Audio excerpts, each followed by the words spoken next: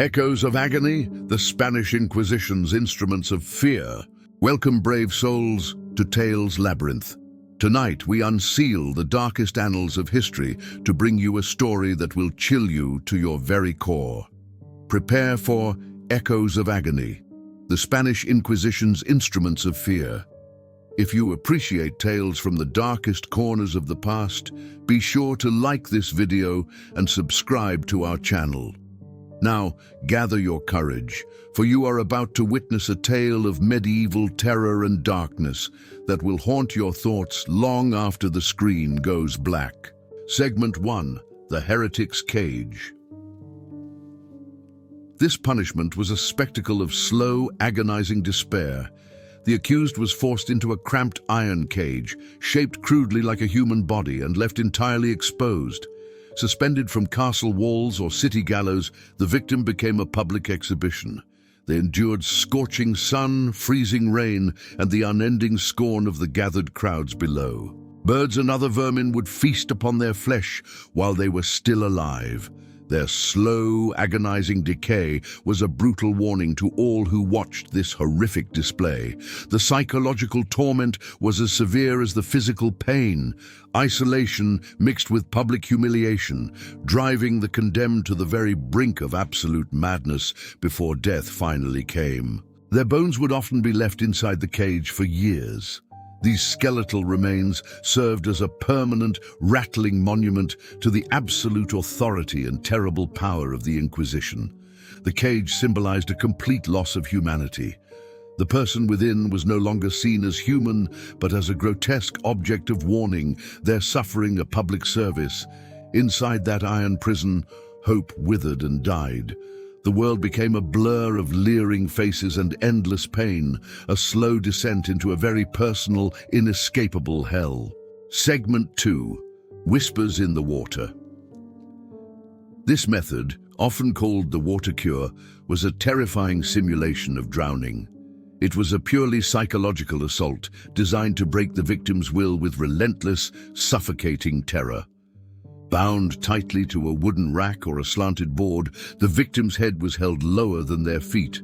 A cloth was forced deep into their throat. Water was then poured slowly and continuously over the cloth. It saturated the fabric, cutting off air and creating the horrific sensation of drowning on dry land. The inquisitors would pause the torment, offering a moment of desperate, gasping relief. This brief respite only amplified the terror of knowing the ordeal would soon begin again. Each cycle pushed the victim closer to madness. The mind, desperate for oxygen, would succumb to hallucinations and profound psychological fractures, breaking their spirit completely and utterly. The chilling sound of gurgling water became a trigger for pure panic. The victim's own body would convulse against the restraints in a futile struggle for a single breath. There were no visible scars left from this torment. The damage was internal, a deep, unseen wound carved directly into the victim's sanity, leaving them forever broken. Segment 3. The Judas Cradle.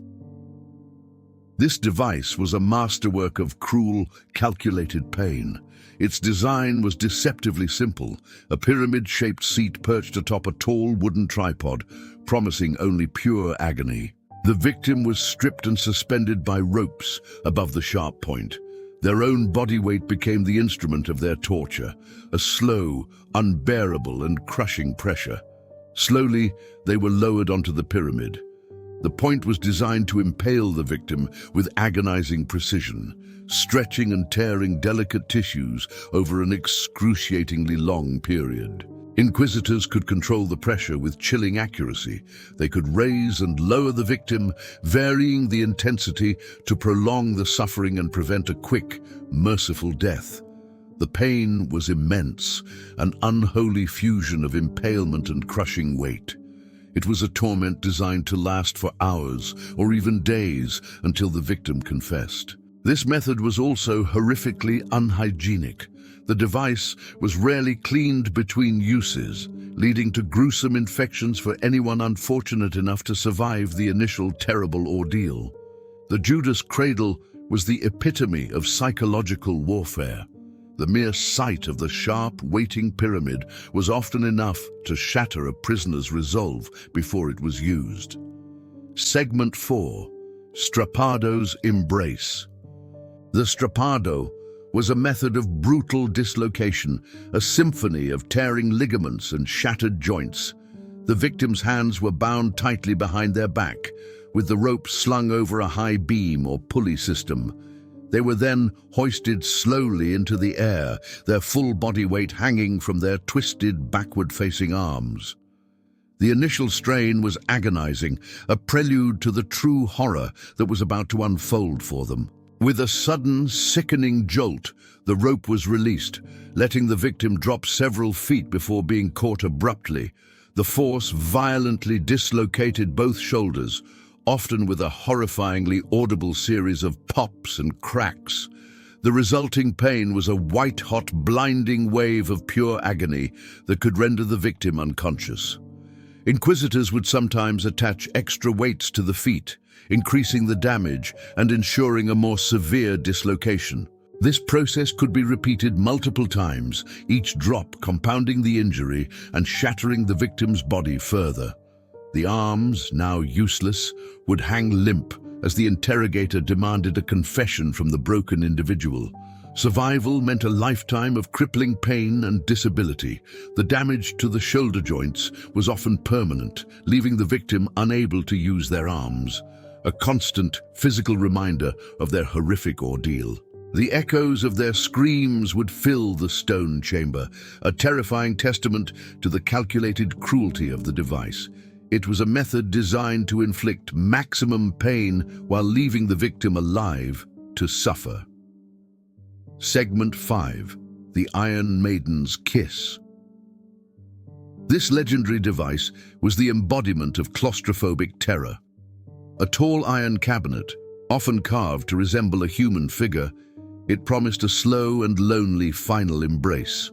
When the heavy doors were closed, the victim was plunged into absolute darkness. The interior was lined with long iron spikes, strategically placed to avoid piercing vital organs immediately. As the doors swung shut, the spikes would slowly penetrate the flesh. They were designed to inflict countless wounds, causing a slow, agonizing bleed rather than a quick death. The victim's own screams would be their only company. Trapped within the cold iron sarcophagus, their cries for mercy would be muffled, unheard by anyone in the outside world. The psychological terror was as sharp as the spikes, the confined space, the complete darkness, and the slow, piercing pain created a unique and personalized hell for the condemned. Death would come slowly, either from gradual blood loss or suffocation. It was a drawn-out, horrifying end, spent in total isolation and unimaginable pain, a truly dark fate. The Iron Maiden remains a powerful symbol of medieval cruelty.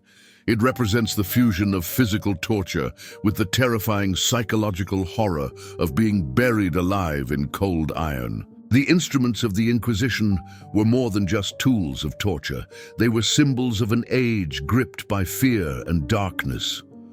Through the heretic's cage, the strappado, and the Iron Maiden, we see how suffering was institutionalized, designed to break not just bodies, but the very essence of the human spirit. What part of this journey into darkness horrified you the most? Share your fears in the comments below, and don't forget to like this video and subscribe to Tales Labyrinth for more tales of medieval horror. Our next story is already stirring, and the shadows of haunted monasteries await.